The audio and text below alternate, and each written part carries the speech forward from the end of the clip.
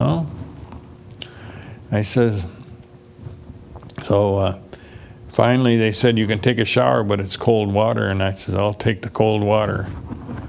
Well, I got awfully sick. But anyway, this guy still kept hounding me. I'm in the shower. He still wants that typewriter. Finally, I said, take it, and I got rid of it. I got rid of him, too. Well, anyway, I didn't sleep that night, and I got sick. The next day, they took us to an airport, and I'm still sick. I said, Dyke, I can't take it. I got to go to the field hospital. So I went. And the doctor gave me 2 aspirins and see me in the morning. That's exactly what happened. Next morning, I wasn't any better. So I went back there, and I said, I'm not any better. Well, we'll put you in the hospital. So I gathered all my stuff together and go. 4 o'clock in the morning, I finally get to sleep. 4 o'clock in the morning, they wake me up to have tea. I've never liked tea since. But anyway, I got in this hospital, and then and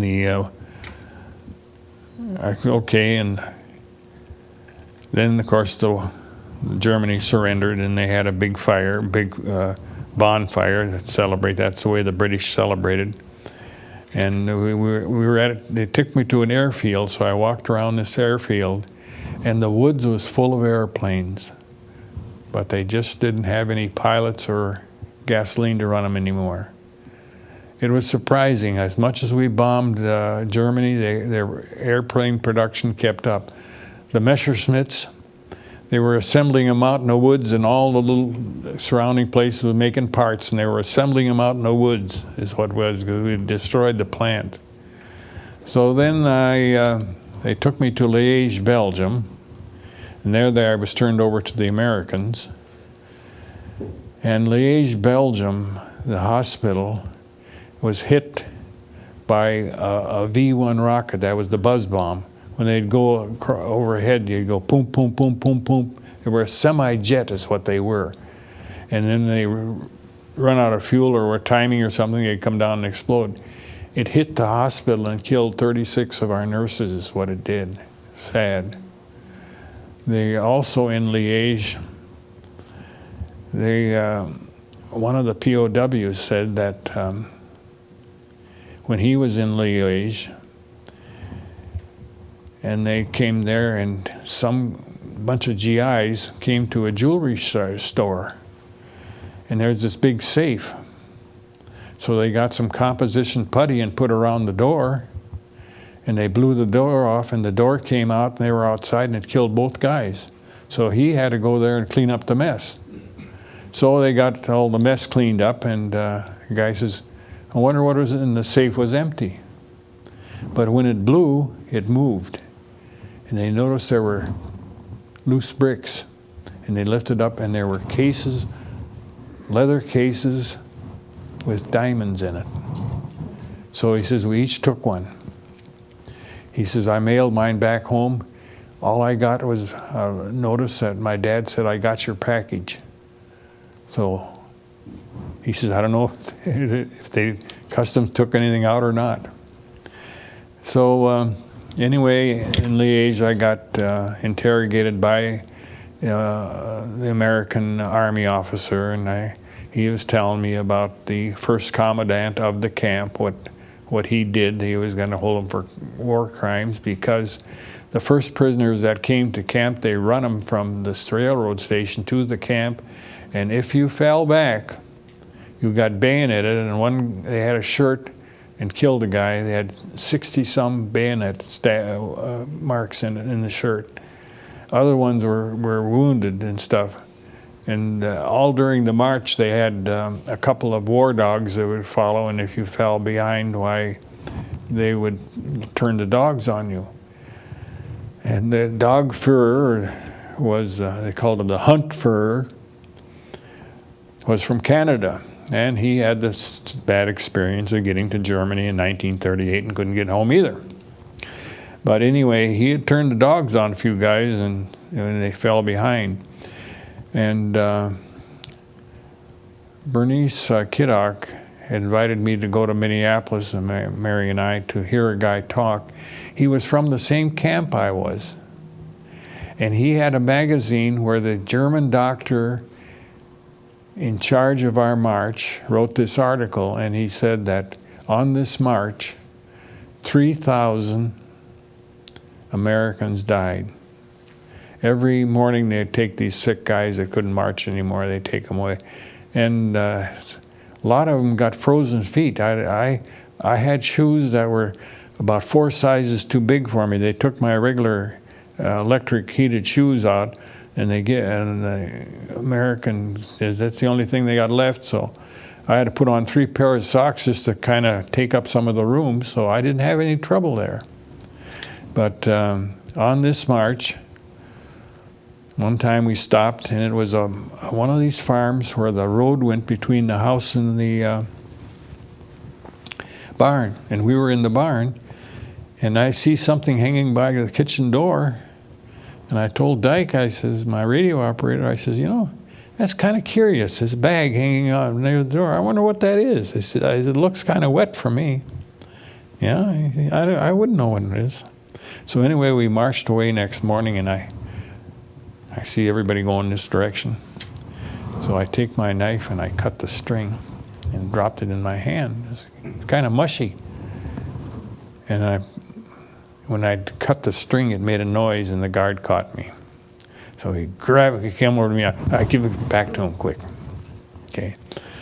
We marched, maybe a couple 100 feet from then on, and we stopped. Big trouble. And no, all of us, we were going the wrong direction, so we go back that way.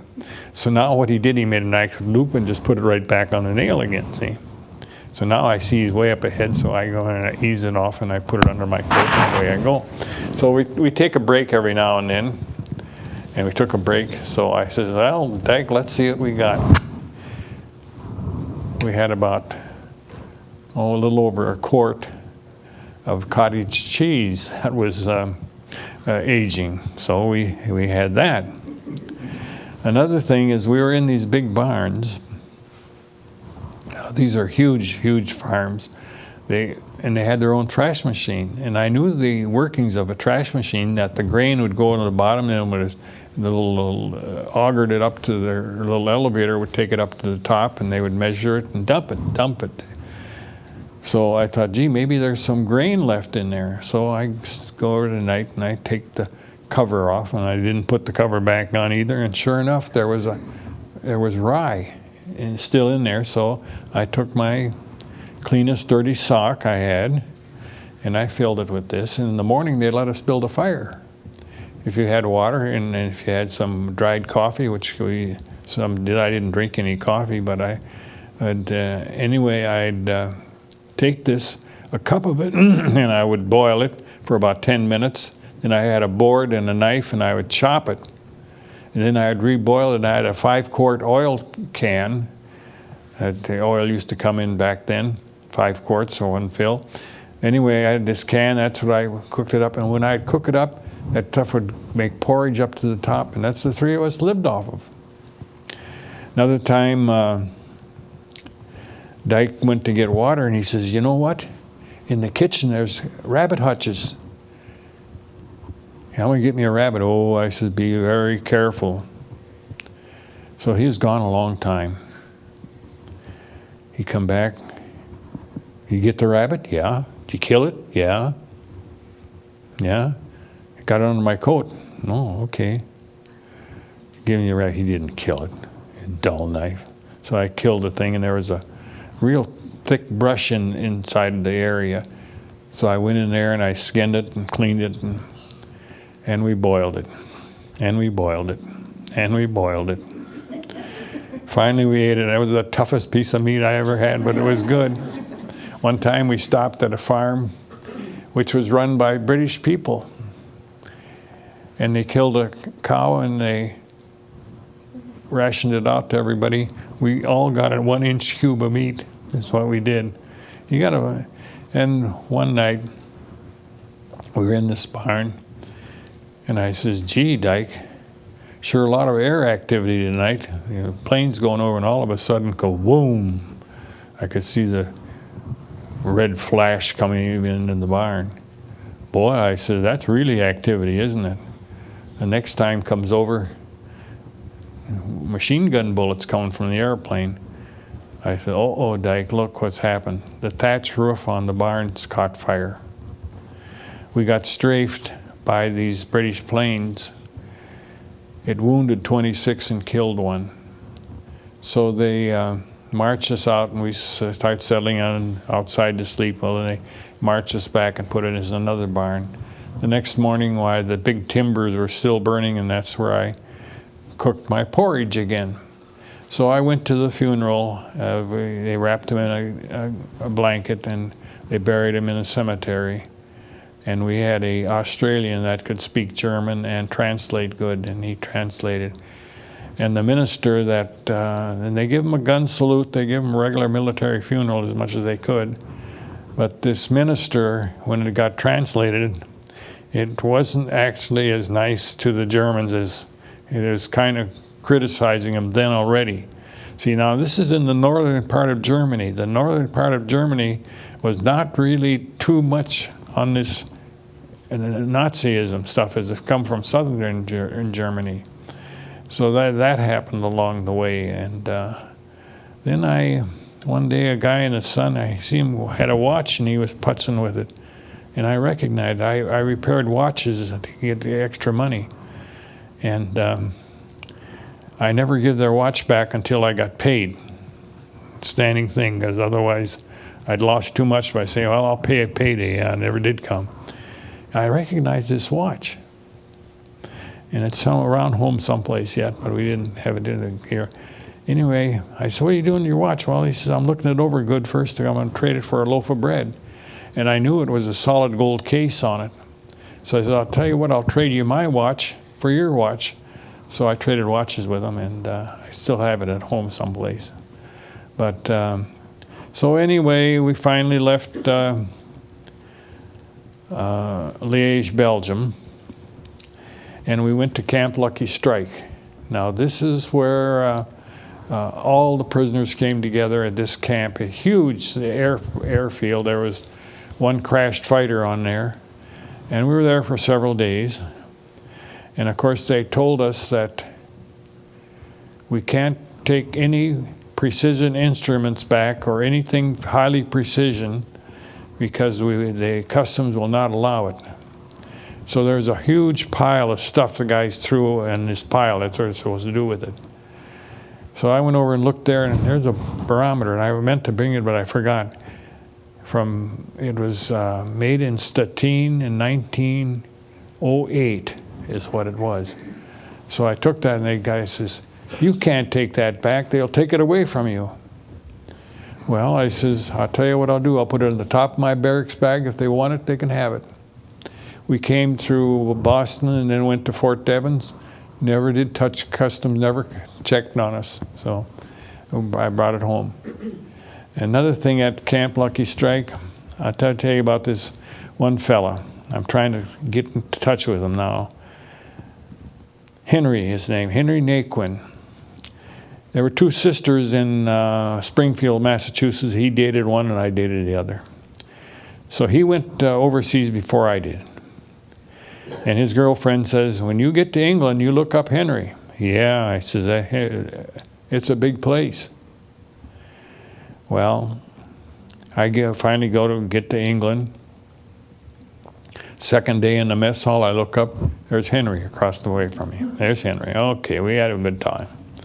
So when I was at this Dulag Luft transfer camp, the only thing to do was to see who was new. Second day, who comes walking through the camp gate? There's Henry. So I'm in Camp Lucky Strike, come across the airfield, there's Henry again.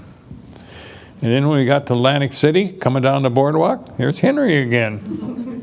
So I often wonder whatever happened to Henry. But I got back home here and the war is over. And one of our old neighbors, Tony Pollack, he saw me, he says, you know, Wally, I'm going to buy you a drink. I says, no, Tony, I can't because I'm not 21 yet. I didn't ask you that, I'm still going to buy you a drink, he says. So he took me to Bartlett-Kiefer and bought me a drink. I mean, I thought it was pretty nice of him, pretty nice. Well, anyway, that's the way it is. I came back home and tried to put my life together. I worked as a mechanic over the Chevrolet garage with my father. I have to tell you about my father. I had never seen my father show any affection, or my mother, to one another. They'd do the dances, yeah, but other than that, there was no hugs or any of that. No, nothing to the siblings. But, and the telegrams are in the book if anybody who still got the telegrams. Earl Walters was the depot agent. He came to the door of the garage, and my dad, Don Schumacher, he says, "Uh-oh, the Germans got my brother in World War I, now they got my son." So he took the telegram and went home, and my sister Eileen said that's the first time she saw my father cry. And anyway, I was not the only POW from Delno. Alfred Luffy was. That was Bill Luffy's son, and my dad and him would talk about it. And then he talked to Joe Gabriel, whose son was killed in South Pacific. And a storm, a palm tree came down and it came over his tent and killed him. And Joe Deem, he talked to him. He says, "Yeah, you got hopes your son will come home, but there's no hope for me." Joe was a mason and a very good plasterer. He plastered my folks' home. There was quite a bit of controversy because he requested an extension before going into the Army, that he would finish up the houses that he started, and people in town didn't exactly think that was patriotic. But he was in the chow line, and a Japanese sniper in a palm tree shot him. And then we lost Gerald Mergen. Gerald Mergen was a few years ahead of us in school. But I have to tell you about one warm day when we got our report cards. Met at the door going out was Gerald Mergen, Jim Lunston, and myself. Now, I wasn't the one that requested it, but someone of those two said, "Gee, it's such a hot day, let's go swimming." So we went swimming in the river. The river was up about 2 feet in June time. Anyway, we swam across the river. But coming back, I wasn't a very good swimmer. Jim was having trouble, so Gerald was a very good athlete, and he grabbed him and pulled him across. So that was the end of the swimming, and we all said we would not discuss this with anybody. Don't tell anybody what happened. Well, at the supper table, Jim's dad says, "Hey, I hear a little incident down the river today." Well, anyway, that kind of brings us up to date. I went to work for the post office and worked there for 34 years and get to be a postmaster for 16 years. I'll be retired, be 30 years in January if I make it that far. So if anybody has any questions, I'll try to answer them the best I can. So people say, "Well, what do you think?" I said, "Well, I tell you, if I was able and had to do it again for my country, I'd do it. And I don't think I'm able now, but I tell you, we got a great country. Anything else I saw over there, I sure didn't like. I didn't like what I saw in Germany, and of course England was. England, the weather is bad. I've been there, must have been about 6 times now. Every time it's bad weather. Of course, during the war, they said it's because all those bombs were going off. That's what made bad weather. But we made a good friend over there, and he said it's always bad, you know. him and his wife were we let them use it in the Arizona. They just thought they were in heaven and all that sunshine. So if anybody has any questions, now the memorabilia on there is that picture frame. The story of it is I made it out of crashed B-24 parts. I took the windows out. The curve come from the turrets on the wings. I made it with a 3-corner file and a hacksaw, and I hand polished it. This is what I did instead of chasing girls and going to saloons. So it was just about done. I had it just about done, and the adjutant inspected. He saw it. He says, when you get it done, bring it to me. And he says, I'll wrap it and send it through. Because we could send stuff free in the mail, see. And so it gets through customs. Well, I got shot down before it was done, but a friend of mine, and I got pretty good friends with him from Ishpeming, Michigan. Larry Niemela is his name. He saw I got shot down, so he quickly went to the barracks and grabbed all my stuff because we called them vultures. They were airmen that refused to fly. They would fly for a while, and they said they just couldn't fly no more. Well, what they do, they'd take all the rank away from them, make them a private, but they didn't really have a job for them, so they'd go around stealing our stuff. Well, Larry grabbed that and sent it home to me, wrapped up in towels, and it came through. So in that picture, and that's what I used to like. You can see time taking its toll. So anybody have any questions? Someone sure must have. Perhaps what we can do too is that we'll take a break and then you can ask Wally your question. Any of the stuff on the table, you would ask me a question about it. Right. It has a story, and the book is open up to the telegrams that my parents got. And Wally, I want to thank you very much. This is delightful. That's great.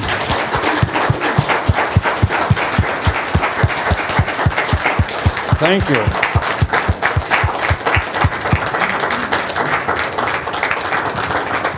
Oh, this is a cap I wear a lot.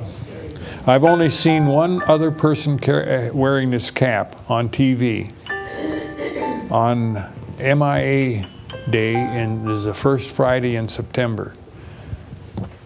I was just astounded who was wearing it. Jesse Ventura was wearing it. Now, if anybody's wondering why I sponsored that essay contest for the school, which they'll be awarded